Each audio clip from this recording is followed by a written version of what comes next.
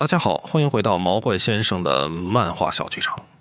我们在学生时代呢，总会交到一些志同道合的朋友，有的会成为死党，但也有一些人呢，会令人敬而远之。在我刚刚步入大学校园的时候呢，怀揣着远大理想，准备干一番大事业。不到一个星期，每天呢就变成了打游戏、看姑娘和聊大天儿。至于梦想呢，那毕了业再说吧。随着同学们逐渐熟络，大家呢也相互了解每个人呢是个什么样的货色。而我这种货色呢就比较招人讨厌，因为呢我喜欢安静，有点大的声音就受不了。不过幸运的是呢，我们寝室4个人都是比较喜欢安静的，这可呢真是让我们找到了组织。偶尔随便聊几句，然后呢就干自己的事情，相安无事，和衷共济。不过学校里呢，总有一些喜欢串门的同学。其实呢，这也正常，有时候串串门聊聊天，但是也不能过分啊。我们发现呢，隔壁楼有个同学经常到我们这里串门，他呢是设计专业的，却喜欢到我们动画专业的寝室聊天。你说聊就聊吧，他一定和同寝室每个人都聊一遍，有的时候还穿插着进行，而且呢，废话特别多，车轱辘话来回说。放到当今的话呢，就叫社交牛逼症。他还特别爱问问题，提的问题天花乱坠，13不靠，我们就叫他提问哥。就算呢你想跟他正常聊天也不太可能，这家伙提问的跳跃性特别大，发散型思维经常让人始料未及，你永远跟不上他的思路。更让人受不了的是，他每跟你说一句话就会用手拍你一下子，比如问你：哎，你什么专业的？大哥，我们这儿都动画专业的，您都来多少次了？然后我们只能不厌其烦的再说一遍动画专业的。他继续问：你为啥学动画啊？哎，你为啥学设计呀？哎，你们搞动画的是不是特别累啊？得一张一张画，那一个动画片得画多少张画啊？在你还在思考要不要回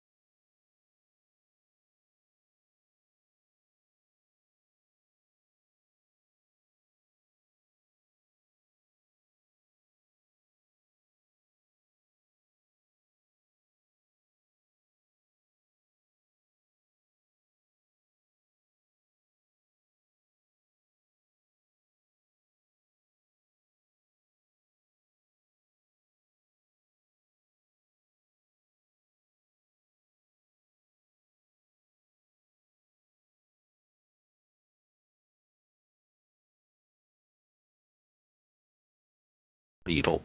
如果看到熟人，那必然呢会遭遇他的特别问候。总之呢，半年过去了，所有人对提问哥避之不及，死而后已。出门之前呢，都得看黄历。虽然他能全天骚扰所有寝室，但好在呢，寝室比较多，您的 GDP 再高也架不住人多。这一平均呢，平均每个寝室被宠幸的时间也就10-20分钟，大家也就忍了。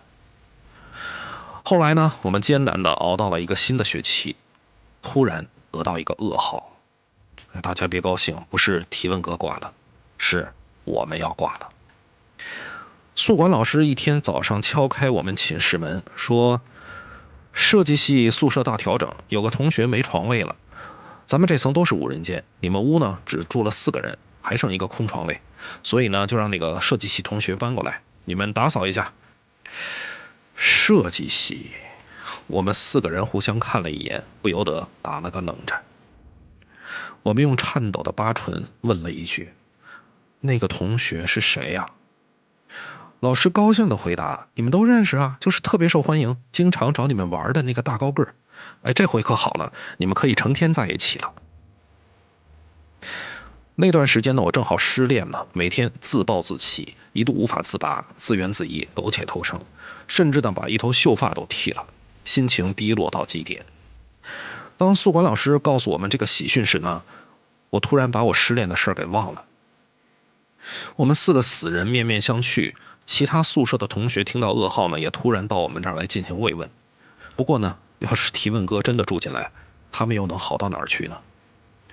不过宿管老师最后还是说了一句：“当然了，你们有权利拒绝，实在不答应呢，我们还是可以调宿舍的。但是我相信你们一定很欢迎他，要不他怎么老找你们来玩呢？”好，一会儿你们见面再聊。这句话呢，给我们已经熄灭的灵魂留下了最后一道火种。我们只是盼着，不是他，不是他。哎，果然，命运之神站在了他那边，就是他。就算是他，我们一起拒绝他入住，也没什么大不了的。其实呢，他半年多对寝室的洗礼，他也能感觉到大家并不欢迎他，可他就是改不了这个毛病，哎，天天来骚扰我们。有时候呢，命运就是这么无情。福无双至，祸不单行，冤家路窄。提问哥背着包，拿着行李来到我们宿舍楼。这时候呢，其他寝室早已把自己的门关得紧紧的。当时我们4个人已经一致决定，绝对不能让这个灾星住进我们寝室。我们大学生涯还有3年多呢，让不让人活了？不过呢，令我们没想到的是，这次提问哥并没有带着平时那股兴奋劲儿，因为他也知道，决定自己的命运时刻来了。我们都严重怀疑他是被之前寝室的同学暴揍，然后被轰出来了，无家可归了，实在没办法才来欺负我们4个老实人。此时呢，寝室里静得令人发慌，这完全不应该是提问哥所在的气场。最后还是他打破了宁静，坚定而诚恳地说了一句：“我要加入你们。”这句话呢，着实让我们意外。然后呢，他就像等待审判一样低着头不出声了。哎，这可真不像他。而我们之前的铁石心肠呢，瞬间被这一句孱弱的请求击碎了。虽然此时呢他很诚恳，但是本性难移，而且他平时对宿舍的洗礼并没有因为他自己臭名远扬而有所收敛，这点我们非常清楚。一旦呢接受了这位大哥，我们的生活将万劫不复。我们相互看了一眼，虽然明知道呢已经无力反抗，但谁也说不出应允之语。最后呢，还是我们4个人当中，比较德高望重的那个家伙，咬着牙替我们做出了最后的裁决。好吧，虽然呢我们都知道没人能狠得下心说出拒绝的话，但是呢，答应他住下来的回答还是需要莫大的勇气。这将给大学未来几年全寝室带来无尽的灾难，而应允下这一切的人，将替全宿舍前成员背负这一生的罪孽。我严重怀疑刘慈欣是认识我这个舍友，才创造出张北海这个角色的。一切尘埃落定，我们呢也都接受了自己的命运。提问哥点了点头，说了声谢谢，接着呢就开始放自己的行李。等他铺好了床，一切收拾妥当，他阴沉着的脸呢，突然闪烁出了平时那种神采飞扬、精神矍铄的光芒。我们心想，坏了。虽然张北海当时为我们做出了巨大的牺牲，但这时候呢，我们没有一个人念他的好，所有人都对他投射出仇恨的目光。当提问哥回光返照、原形毕露之后，我们就等着他过来聊骚吧，谁先谁后无所谓了，反正一个都跑不了。但是令我们没想到的是，提问哥一个大踏步直接冲出了寝室，留下我们几个人不知所措，谁也不知道他干啥去了，当然也没有人关心他。直到呢晚上快熄灯了，提问哥才回来，喝点水歇歇腿，一个鹞子翻身上床睡觉了。我们几个人惊讶而又礼貌地问他：“你干嘛去了？”他说：“聊天去了，太累了，明天还得上课呢，睡觉了。”随后几天，除了起床和睡觉，我们都不见提问哥的身影。后来呢，附近寝室的同学一脚踹开我们的门，对我们说：“你们赶紧把提问哥叫回去行吗？让他在自己宿舍待着，别老乱窜。”这时候我们才恍然大悟，提问哥的毛病其实一点没改，但他从来不在自己宿舍待着，永远都是串门折磨别人。我们突然有了一种如获至宝的感觉，这叫什么？这叫等下黑。